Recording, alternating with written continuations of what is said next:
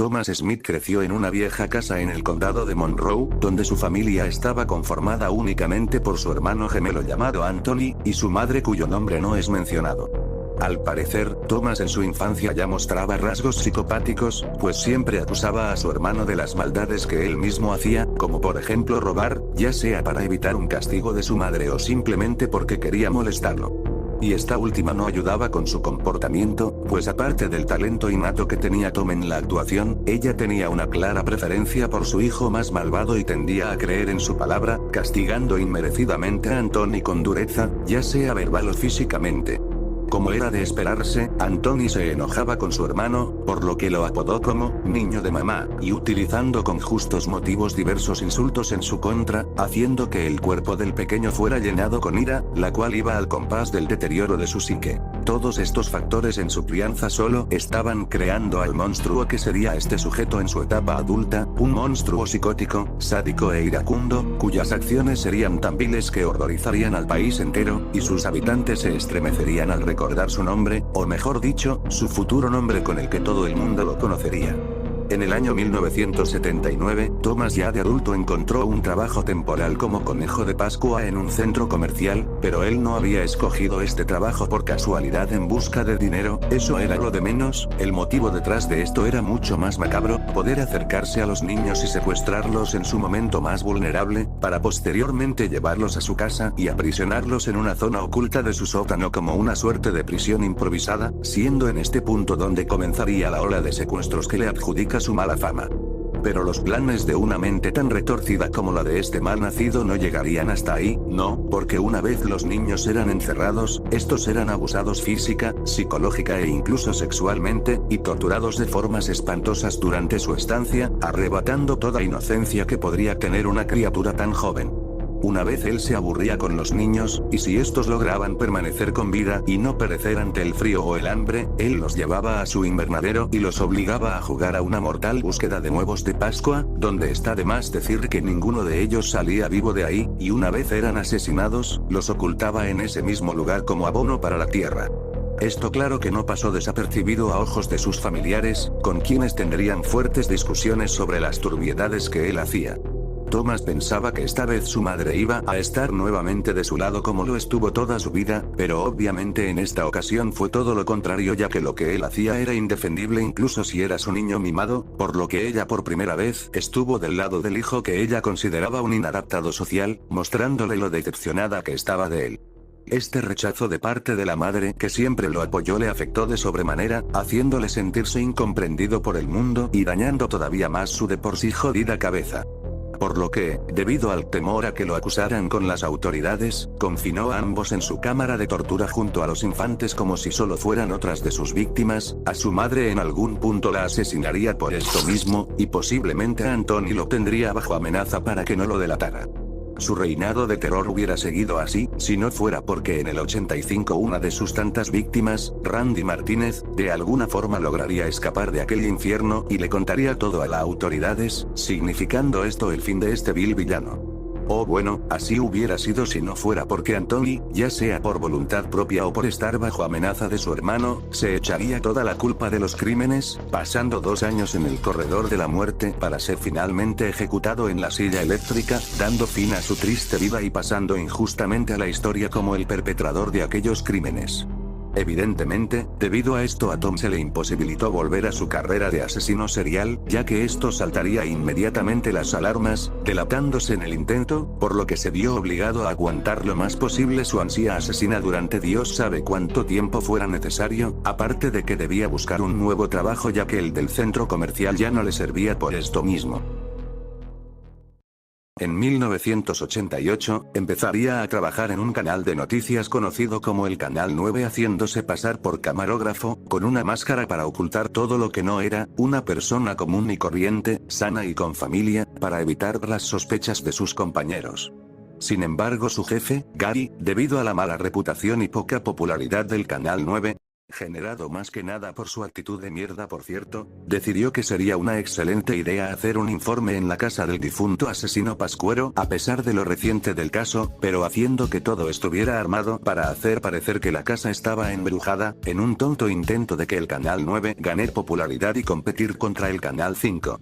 Tom, sabiendo esto, no perdería la oportunidad de saciar su sed de sangre después de años de haberla retenido, emocionado por ampliar su de por sí extensa colección de cadáveres, pero sobre todo por volver a su verdadera identidad y cuerpo, el Destripador de Pascua. Por lo que antes de llegar a la casa con el equipo de noticias, asesinaría a la gente de bienes raíces y de ahí prepararía todo para la actualización de su macabro juego de búsqueda, donde esta vez el campo de juego abarcaría toda la casa, todo esto con una tapadera de querer cobrar venganza por la ejecución de su hermano.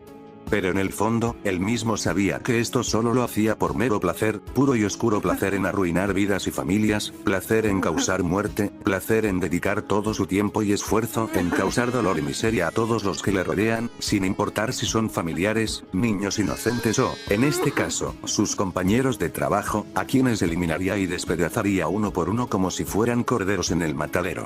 La única superviviente de esta masacre fue Emma, quien una vez logró recolectar todos los huevos y ponerlos en la cesta pudo acceder a aquel cementerio que se supone era un invernadero, donde Tom la acorralaría y le contaría toda la verdad, que él era el culpable de todo, en plan la última cosa que ella sabría antes de morir.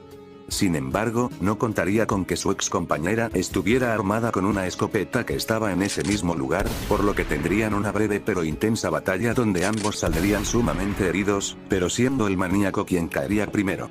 Sin embargo, él se levantaría una vez más a pesar de su condición, listo para acabar con esto de una vez por todas, pero inesperadamente los fantasmas de sus víctimas, incluyendo a su propia madre, volverían a sus podridos cuerpos y saldrían de sus tumbas para obtener su venganza y darle fin a esta pesadilla, quedando tanto en el juego como en la novela un final muy extraño donde el invernadero empieza a soltar un intenso resplandor, pero es fácil asumir que este fue el final de este personaje.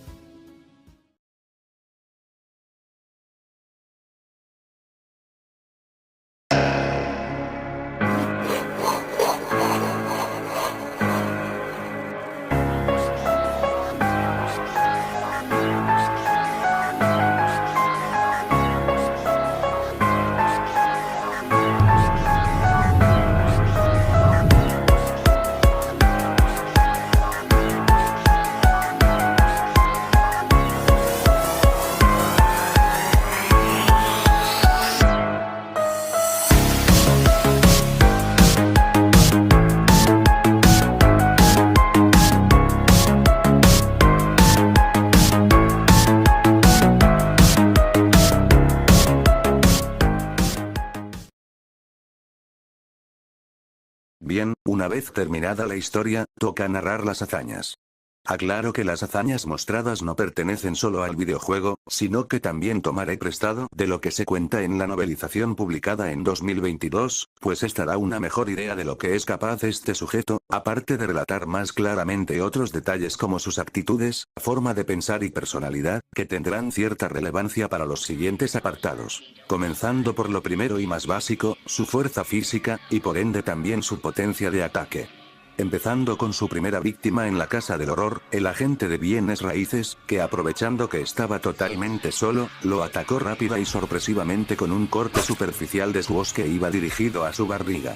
Dicho corte fue lo suficientemente grande y limpio como para que los intestinos de Sherry no tardaran en salirse de su lugar y deslizarse fuera del cuerpo de su dueño, llegando al punto en que éste podía rodearlos con sus brazos como si estuviera acunando a un bebé. De un tajo fue capaz de reventarle un ojo a Dana. Y cuando digo que el ojo reventó no estoy exagerando, incluso se describe con lujo de detalle y de forma algo macabra como el saco ocular explotó, describiéndolo como si se hubiera roto un huevo cuyo interior estaba lleno de arañas. Siguiendo con la misma víctima, asesinó a su compañera de trabajo con su arma, aunque cabe mencionar que esto sucede de forma diferente dependiendo la versión. En la versión del videojuego, el psicópata le despega a los pies del suelo con una mano y procede a desmembrarla, primero cortándole un brazo con un único corte, y luego finiquita el trabajo decapitándola con 2 ataques. En el libro ocurre de forma similar solo que de manera mucho más gráfica, ya que lo primero que hace es cortarla limpiamente por la mitad de forma horizontal, haciendo que sus órganos y una porción de su columna caigan al piso. Seguido de esto, enganchó por accidente la hoja de su arma en el esternón de la chica, teniendo que sacarlo de un tirón. Y la decapitación se mantiene igual, solo que requirió de un único tajo. Algo similar hizo con su jefe, a quien destripó abriéndole el torso de una forma sumamente sangrienta. En la novela se describe con más detalle esta muerte, diciendo que pasó diagonalmente la hoja desde el costado de su cuello hasta el fondo de su barriga, dividiendo el esternón en el proceso. No calcularé estas hazañas al ser irrelevantes comparadas con las siguientes, y no quiero extender esto de manera innecesaria, pero para darles una idea, la resistencia al cizallamiento del hueso, si bien obviamente depende del hueso en cuestión, suele ser de 51,6 megapascales, lo que sería 526 kilogramos por centímetro cuadrado. En una de las escenas game over del juego, le raja la cara a Emma, cosa que si bien no la mató de inmediato, sí fue una herida lo suficientemente profunda como para impedirle la respiración.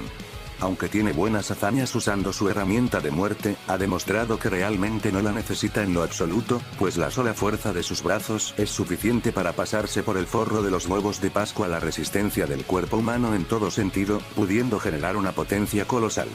Fue capaz de desmantelar la camioneta del equipo de noticias, y a juzgar por las puertas arrancadas, esto seguramente lo hizo con sus manos a punta de fuerza bruta, sin mencionar que el motor del vehículo estaba destruido y humeando y los neumáticos estaban fuera de su lugar.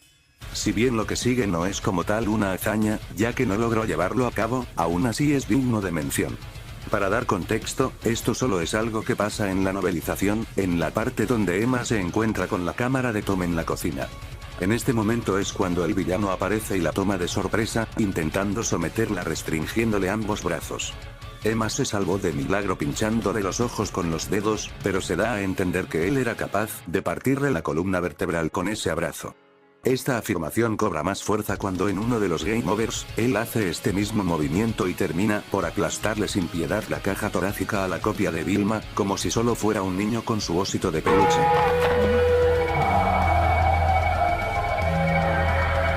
Este último despliegue de poder se necesitaría aproximadamente de entre 80 a 100 megapascales, que son entre 815 a 1019 kilos de fuerza. Y en cuanto a la primera hazaña, sería una fuerza entre 0,8 a 16 kilonewtons, lo que traducido a kilos serían de 80 a 1600 kilos de fuerza. Aunque para establecer un punto medio entre números tan lejanos, otras fuentes afirman que la columna de una persona sana soporta entre 1,1 y 1,4 toneladas de presión.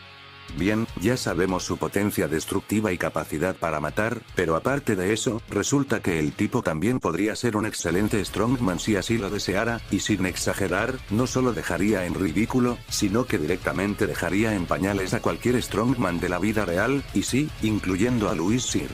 Ha demostrado cargar niños con una mano tomándolos del cuello, como si fueran un mero saco de papas. Después de asesinar a Gary, usó el cinturón del mismo para colgarlo al techo, como si se hubiese tratado de un suicida. Debido a esto, se le atribuye una fuerza que parece sacada de una bestia en una pesadilla. Por último, en una de las escenas de Game Over se le ve levantando a Emma con una mano, para posteriormente azotar su cráneo contra el suelo, matándola instantáneamente.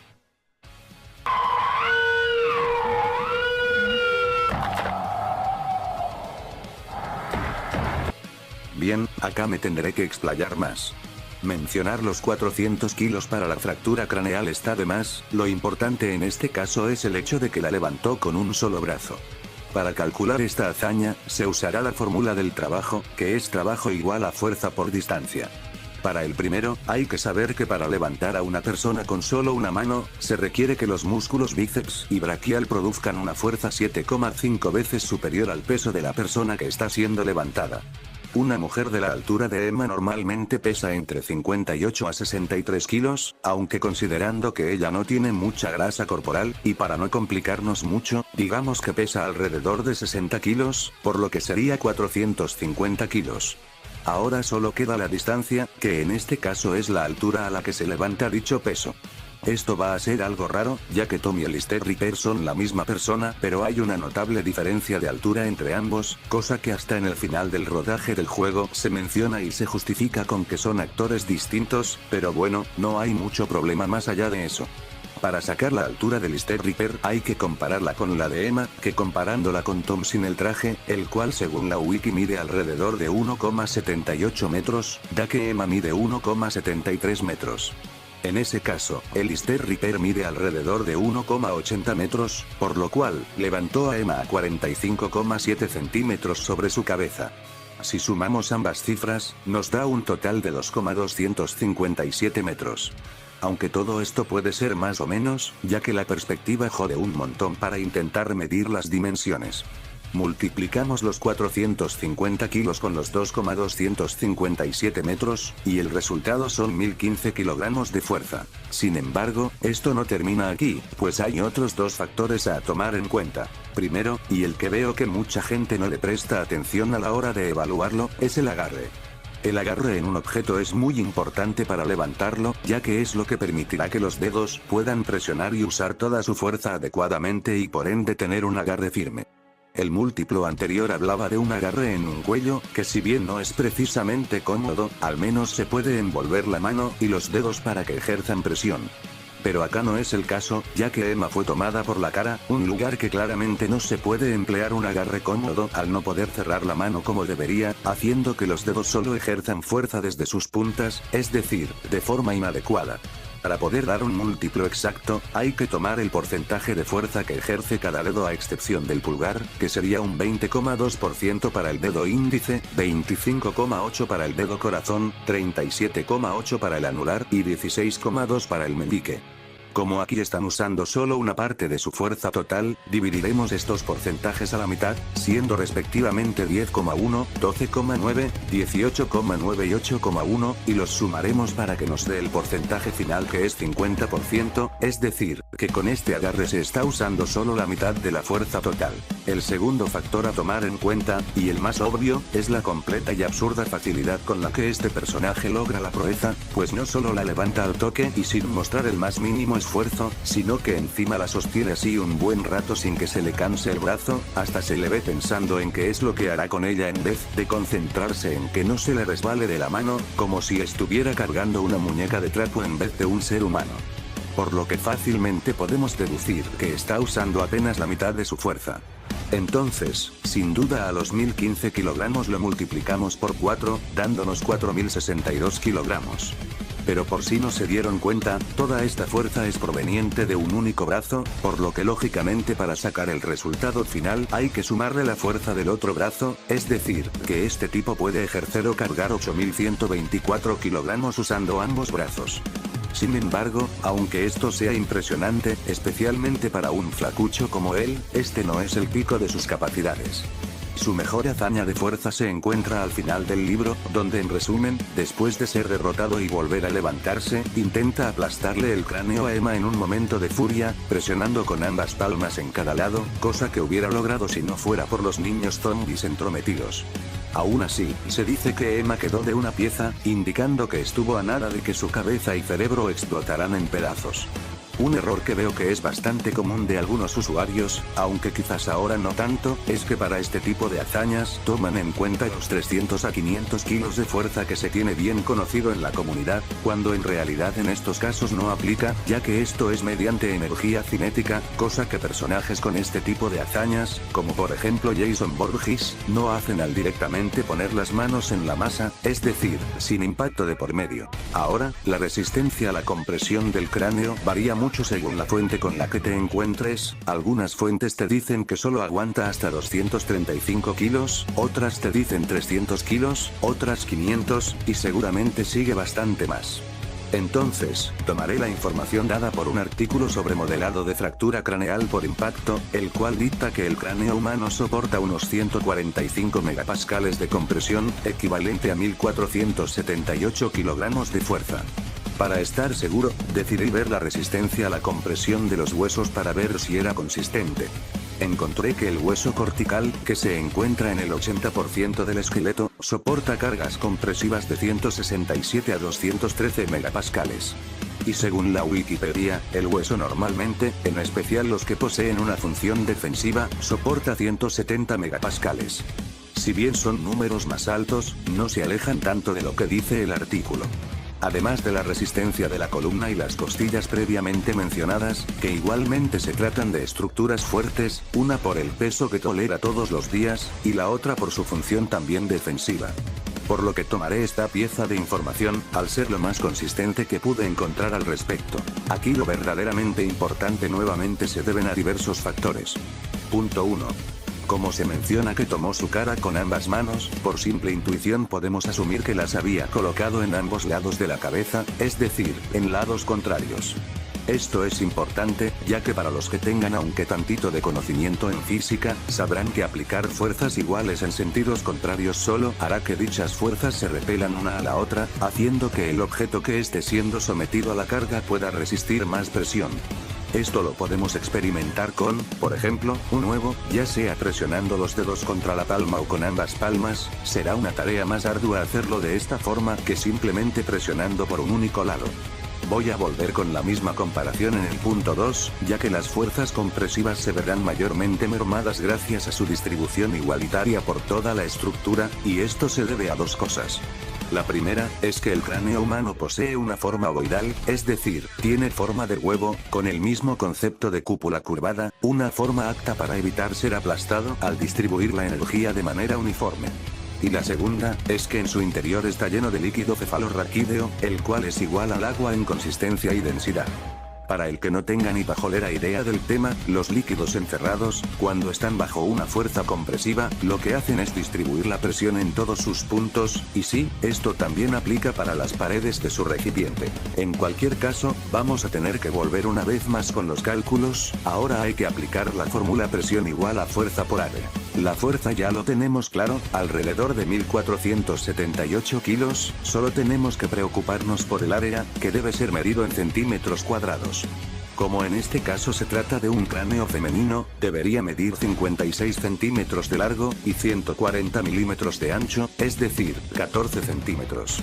Si los multiplicamos para sacar el área, nos da un total de 784 centímetros cuadrados. Ahora solo falta dividirlo por el área de ambas palmas del hombre, que en resumen son 140 centímetros cuadrados cada una, dando 2,8, el cual será el múltiplo que se va a utilizar para sacar la presión, siendo de 4138 kilos. Como podrán deducir, esto no acaba aún, pues no olvidemos el primer punto sobre las fuerzas contrarias, siendo aproximadamente el doble de esta cifra, siendo 8276 kilos. Pero tampoco hay que olvidar el estado en el que se encontraba nuestro protagonista, pues recordemos que se encontraba en el peor estado en el que podía estar después de haber recibido, y esto lo dice la novela directamente, 8 escopetazos mayormente dirigidos al pecho.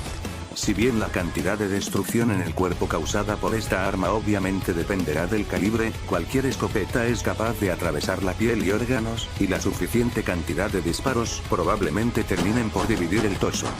Ya para este punto, todos sus órganos internos deberían ser más parecidos a un colador, más considerando los numerosos perdigones que tienen los cartuchos. Si bien toda esa parte de la pelea se omite, es fácil pensar que incluso órganos tan importantes como el corazón y los pulmones están destrozados al menos parcialmente, sobre todo porque todos los disparos fueron a quemarropa. Eso sin contar todo el desangramiento que sufrió, pues incluso todo su fursuit quedó empapado de su propia sangre, sin mencionar las arterias que los perdigones debieron haber perforado, como la vena cava inferior, la aorta torácica, la aorta abdominal y otras que estén ubicadas más o menos en el torso. La perforación de una sola arteria ya puede provocar un desangramiento tan severo que a un individuo común y corriente lo mataría en tan solo 3 minutos, por lo que ya se hacen la idea de lo hecho papilla que estaba el tipo. Por ende, por todo el daño acumulado, está claro que no andaba en su 50% sino que más bajo, el 25% de fuerza como mínimo, al estar prácticamente al borde de la muerte, aplicando un por 4 a la cifra anterior, alcanzando la friolera de 33,1 toneladas. Y a eso le sumamos un pequeño plus, ya que la fuerza que aplicaba era proveniente de su ira, pero realmente en ese momento estaba interrogando a la chica sobre por qué chingados estaba cerrada la escotilla del invernadero, además de que tenía planeado mantenerla cautiva en el sótano para torturarla y preguntarle dónde estaba la cabeza de su traje, o sea, que estuvo por cargársela sin querer. Realmente es solo un pequeño aumento, ya que no quita que estaba poniendo una gran porción de su fuerza, pero por mera lógica, si hubiera tenido la intención de aplastarla, lo habría logrado al reunir fuerza conscientemente, por lo que se añade 1,5 al múltiplo anterior, siendo 37,2 toneladas y siendo esta su fuerza final.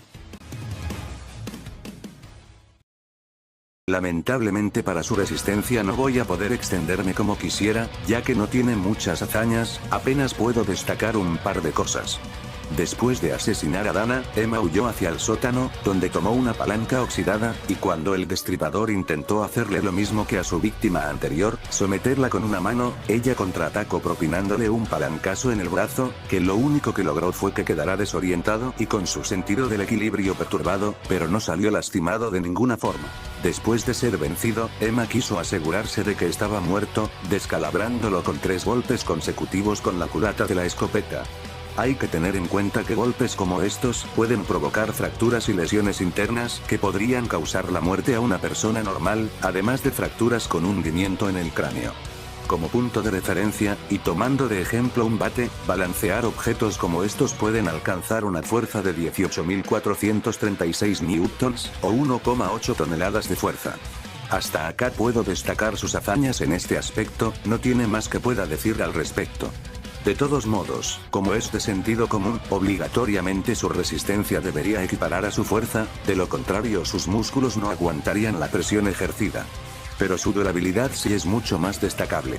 Estuvo horas trabajando desde la mañana hasta la tarde, y por la noche adoptó el papel de cazador, recorriendo toda la casa durante un tiempo indefinido, pero que podemos especular que durante una hora. Esto por sí solo no sería mucho, pero seguramente no ha comido nada durante ese tiempo, si vemos que sus compañeros estaban exhaustos y sin poder trabajar. Damn it, Dana. Cut. I want my lunch. I can't work under these conditions. Pero yendo al grano, como ya se dieron cuenta, posee una tolerancia al dolor ridículamente elevada, capaz de tanquearse escopetazos a quemarropa en un mismo punto repetidamente. Ante el primer disparo, en vez de mostrarse afectado, solo se echó a reír y se burló de su atacante, vamos que le dio igual. Conforme avanzaba la pelea, cada estallido de dolor aumentaba de intensidad con cada ronda, su estamina iba disminuyendo, se sentía mareado, sus piernas fallaban, cada inhalación y exhalación era dolorosa, incluso algunos perdigones llegaron a su cara y le arrancaron los labios.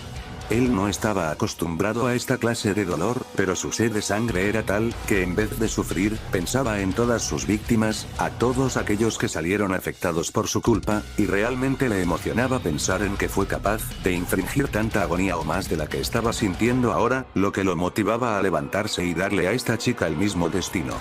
Hay que saber que los proyectiles no solo atraviesan la piel, sino que todo el impulso que tienen es transferido al cuerpo, haciendo que la herida se expanda y caiga sobre sí misma, afectando tejido y órganos, incluso si la bala no los golpea realmente. En otras palabras, su carne y músculos estaban demolidos y con órganos destrozados, pero no le importaba un carajo, su mente estaba concentrada en otro asunto, y aún queriendo encerrar a la chica, sin darle relevancia a las heridas internas y a la hemorragia masiva. Hasta Emma dudaba y con razón de su condición como humano, al ver lo absurdamente resiliente que era. Por esto se queda con una durabilidad sobrehumana, por tolerar cantidades enormes de dolor, y seguir activo y con vida ante daños que incapacitarían o matarían fácilmente a un ser humano común y corriente. Ahora yendo con su velocidad, el cual es con diferencia el aspecto más infravalorado de este personaje, pues muchos se limitan a ponerlo en un nivel promedio, atlético a lo mucho, cuando en realidad posee más de una hazaña que lo pone en un nivel mucho mayor que eso. Comenzando de a poco como de costumbre, se le ha visto atrapar a niños sin que lograran reaccionar. Lo mismo se le ha visto hacer con adultos como Emma, agarrándola de la jeta sin que ésta pueda siquiera intentar defenderse, y proceder a azotarla repetidamente contra el suelo a un ritmo difícil de imitar. Por lo general acecha a sus presas desde las esquinas, y para cuando éstas se aproximan a su posición, ya se ha esfumado cual humo, aún teniendo que recorrer distancias considerables como los grandes pasillos de un centro comercial. Sin extenderme más con lo menos impresionante, vamos a por hazañas con resultados más exactos. Cuando le da la llave del sótano a Emma, en lo que ésta tarda en salir del sótano y subir al segundo piso, a él le dio tiempo de sobra para atacar a sus compañeros antes de que ella llegara, rompiendo cosas de la habitación y generando pánico entre ellos. Hay que tener en cuenta que el tiempo mínimo que Emma le toma completar el recorrido es de 17 segundos si se pone en modo speedrun. Considerando que Emma tiene un tobillo lesionado, corriendo debería alcanzar la velocidad de un trote común que es de 10 km por hora, lo que sería 2,7 metros por segundo, por lo que si multiplicamos esta velocidad por el tiempo, nos da que la distancia a recorrer fue de 45,9 metros, distancia que Tom cubrió mucho antes que ella, ya que hay que considerar que el tiempo para él se reduce, debido a que primero tuvo que hacer más de una acción en el camino en vez de ir recto sin más, como ponerse su fursona, lo que por lo menos le restó 5 segundos al contador, y en lo que le tomó abrir la puerta, ir al ataque y romper el equipo, le tuvo que haberle tomado mínimo otros 5 segundos. Aunque podemos restarle otros 2 segundos, ya que el ruido se escucha en el segundo 15, 2 segundos menos antes de que Emma subiera del todo las escaleras. Por lo tanto, tuvo que hacer todo esto en tan solo 5 segundos, entonces se movió a 33 km por hora, siendo una velocidad cercana a la de la mujer más rápida del mundo. Acostumbra a armar emboscadas, acercándose por detrás de su objetivo para proceder a descuartizarlo rápidamente, de esta forma no les da oportunidad alguna de poder hacer algo. En uno de estos ataques sorpresa, Dana se encontraba escondida en un armario, por lo que decidió acercarse sigilosamente a su posición, solo para abrir en par el armario y proceder a rebanarle un brazo de un tajo certero, siendo este curso de acción hecho en tan poco tiempo que ella ni siquiera alcanzó a sorprenderse o asustarse hasta que su brazo tocó el suelo. O como hizo con Sherry, a quien atacó saltando hacia él desde una esquina y cortándole el estómago, dejándolo en estado de shock, sin poder procesar lo que acaba de pasar. Siguiendo con lo de Sherry, hay una pequeña mención que parece no ser de gran relevancia, pero para lo que buscamos es de importancia y que le da al Destripador un nivel drásticamente superior a lo que estábamos viendo hasta ahora, y es que se describe que Sherry, en medio del dolor, ardor y calambres que sentía de sus vísceras expuestas, de cierta forma se sentía maravillado de que el corte que desgarró su carne no lo sintió en lo absoluto. Claro, hay casos donde el dolor no se siente hasta dentro de un rato, lo que pasa es que en ningún momento se dice nada de que sienta algo proveniente de la abertura a pesar de ser consciente del daño, hasta en el capítulo 4, que también es narrado desde su punto de vista sigue sin hacerlo, lo único que resalta en todo momento es el dolor que sentía de sus órganos, lo que implica que Sherry no estaba bajo efectos de adrenalina. Esto quiere decir que el ataque de Tom fue lo suficientemente veloz como para superar la velocidad de desplazamiento de las fibras nerviosas. Tenemos que saber que las fibras A, delta, que son las principales fibras encargadas de la nocicepción, pueden mandar señales al cerebro a una velocidad de entre 5 a 50 metros por segundo. Como Sherry no sintió el dolor del tajo en ningún momento, ya sea durante o después del ataque, significa que Tom obliteró por completo estas fibras, tanto que ni siquiera detectaron el daño, por lo que podemos redondearlo a 51 metros por segundo, alcanzando una velocidad subsónica, para ser más específicos, un Mach 0,14, o el 14% de la velocidad del sonido. Nuevamente, su fi de mayor nivel, y con mucha diferencia, se encuentra al final de la obra, donde cae al suelo aparentemente desmayado, solo para levantarse, esconderse y volver a aparecer en otro lugar completamente distinto del invernadero. Antes de explicar el tema, lo primero que hay que entender es que, en el momento que él desaparece, se da cuando el jugador interactúa con una de las puertas cerradas. No, en realidad, el mero hecho de quitarle el ojo de encima por literalmente menos de un segundo, ya le da tiempo suficiente para escabullirse. Por si dudan, no se trata de un bug o una mecánica del juego o algo por el estilo, es completamente canon, pasa en el libro, igualmente saliendo por completo del campo de visión. Eso significa que se esconderá sí o sí, independientemente en qué parte del invernadero haya caído, ya que está programado para que un cambio de posición de la cámara haga desaparecer su modelo. Este es un pequeño mapa del invernadero, los rectángulos siendo las hileras de macetas, los círculos rojos la ubicación de Tom al caer, que es desde la otra punta del invernadero donde suponemos que cayó, al ser la variante con el punto más lejano, hasta en medio de las hileras de macetas de la derecha. Para calcular la hazaña, se usará el mismo método de antes, el comparar tamaños, en este caso para determinar el largo y ancho de las hileras, y la distancia que tienen entre sí, ya que es la manera más confiable de cuantificarlo, incluso con la perspectiva jodiendo. Se debe comenzar por el espacio que hay entre la primera y segunda hilera a la izquierda, habiendo 1,1 metros de distancia, y la segunda hilera mide 2,2 metros de ancho. Así es con el resto, 1,8 metros, 2,5 metros y 1,8 metros. Eso es en ancho. En cuanto al largo, las hileras miden 7,7 metros, y las macetas están separadas entre sí por 2,5 metros. Recordemos que primero tuvo que levantarse del suelo, por lo que son 1,82 metros extra. El resultado es que Tom puede recorrer 29,12 metros de distancia en poco tiempo. Para saber cuánto exactamente, lo más adecuado sería utilizar el clip que se está viendo ahora mismo. Por lo que pude comprobar, estos dos giros de cámara duran 600 milisegundos, pero considerando cómo funciona el juego, habrá desaparecido solo con la primera vuelta. Este otro clip demuestra de mejor manera lo que digo. Apenas su cuerpo deja de estar en el rango de la cámara, este se desmaterializa. Quizás algunos duden, pero si el juego está programado para que pase específicamente de esta manera y no de otra, como solo interactuando con una de las puertas por ejemplo, eso quiere decir que el personaje realmente tiene la capacidad para hacer esto. El tiempo en que la cámara deja de apuntarle ocurre en 100 milisegundos, siendo este el tiempo mínimo para que el juego detecte el cambio de perspectiva, siendo el equivalente a un parpadeo. Teniendo todo esto, la velocidad necesaria para recorrer 29,12 metros en 100 milisegundos es de un Mach 0.86. Por sí solo es una velocidad bastante decente, pero obviamente es mucho más que esto debido al estado en que se encontraba, aplicando un por 4 por exactamente los mismos motivos previamente dichos, pues si bien sus piernas estaban intactas o al menos eso parece, estas empezaron a fallar y por ende a perder el equilibrio por los daños infligidos. Siendo el resultado final un Mach 3,44, lo cual ya supera 3 veces la velocidad del sonido, lo que le otorga una categoría Super SO. Espérate tantito, sus hazañas de velocidad sobrehumana no se podrían considerar como un outlier. Esto lo digo porque a la hora de una persecución nunca se le ha visto ir a una velocidad mayor que el promedio, solo se la pasa caminando al puro estilo Michael Myers. No solo eso, sus ataques al menos a simple vista son sumamente lentos, tanto que hasta un simple promedio como Emma pudo evadir sus ataques y hasta contraatacar con éxito. Además, nunca se le ha visto esquivar ataques, todo lo que se le tira lo recibe de lleno, ni siquiera intenta evitarlo. Estaba por explicar eso, no hacía falta que me interrumpieras. Bien, antes había dicho que este apartado era el más nerfeado del personaje, y es justamente por esas razones que mencionas.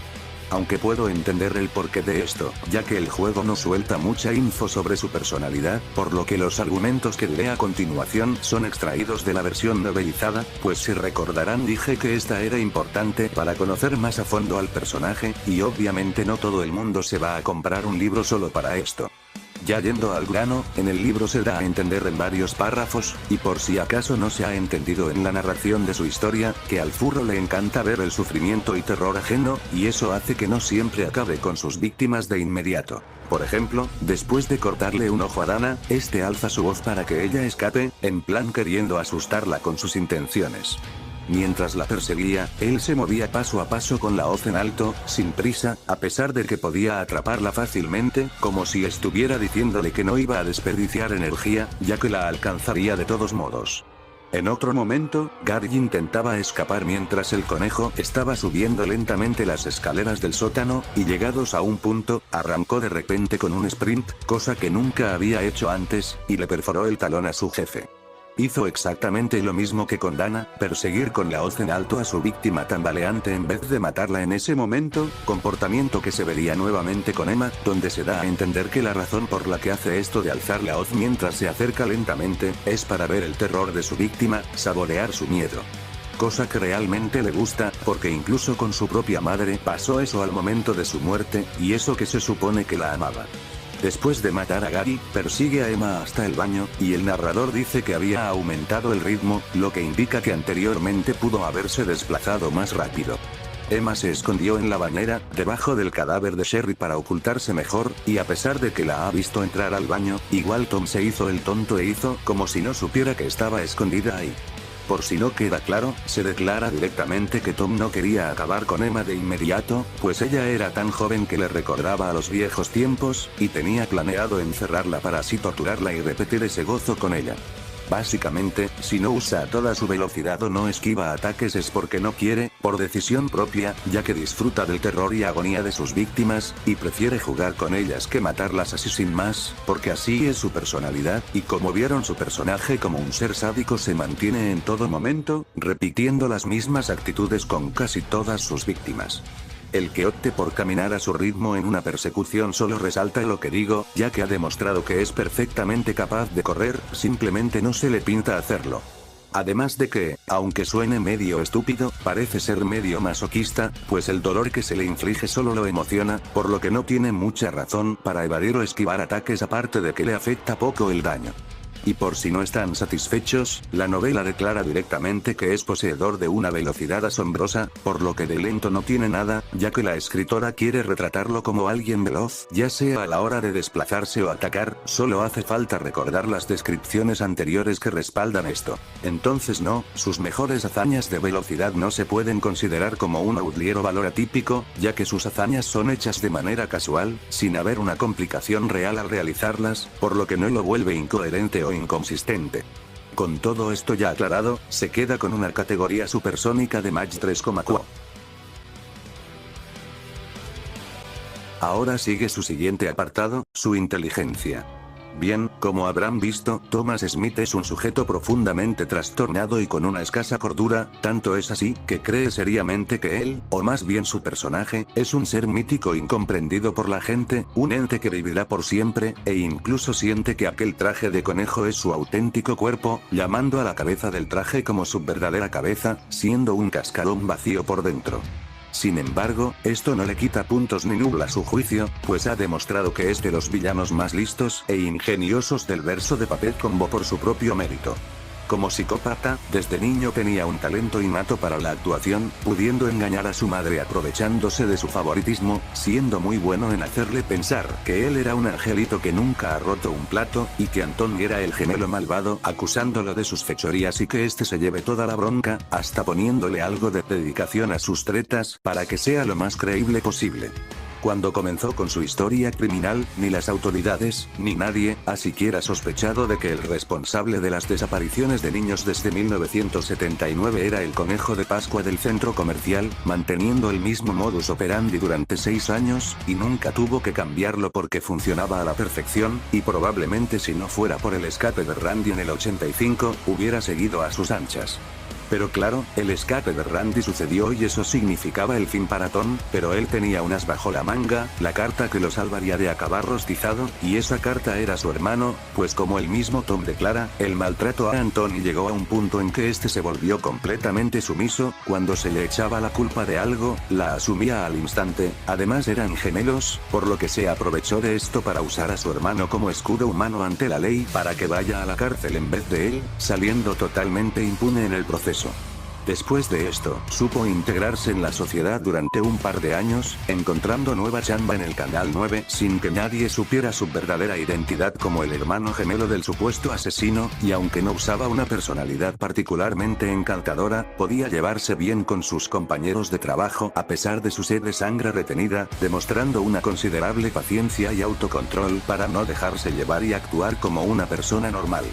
Cuando Emma se encontraba en el sótano en los pasadizos ocultos, Tom aprovechó eso para grabarse a sí mismo recorriendo la casa, y sus habilidades teatrales estaban tan perfeccionadas como para fingir emociones, actuando con horror y tristeza cuando se topó con el cuerpo de Dana, la misma que él asesinó a sangre fría, y fingiendo tener miedo por la situación general, haciendo como si no supiera nada, incluso hizo como si estuviera hablando con el asesino y que este lo mandó con San Pedro igual que al resto, con un tono de desesperación en su voz. También prestó atención a su lenguaje corporal, con temblores e hiperventilación.